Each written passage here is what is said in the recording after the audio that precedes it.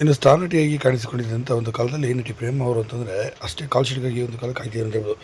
75, 85, 95, 2005 ಇಸ್ವಿಯ ತನಕ ಕೂಡ ಸಾಕಷ್ಟು ಬೇಡಿಕೆ ಇದ್ದಂಥ ಅದ್ಭುತವಾದ ಕಲಾವಿದ ಅಂತ ಹೇಳ್ಬೋದು.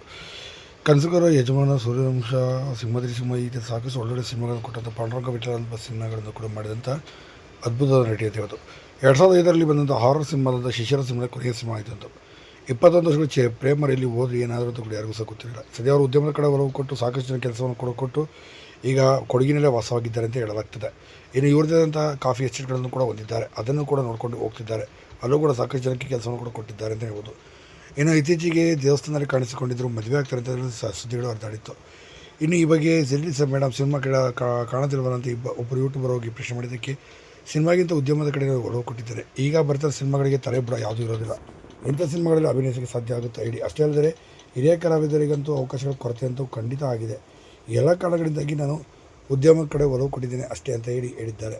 ಸದ್ಯ ಮುಂದಿನ ದಿನದಲ್ಲಿ ನಟಿ ಪ್ರೇಮ ಅವರು ಬರ್ತಾರಾ ಇಲ್ವಾ ಎಂಬ ಯಾವುದೇ ಸ್ಪಷ್ಟನೆ ಸಹ ಈಗಲೂ ಸಹ ಕೊಟ್ಟಿಲ್ಲ. ಹೀಗಾಗಿ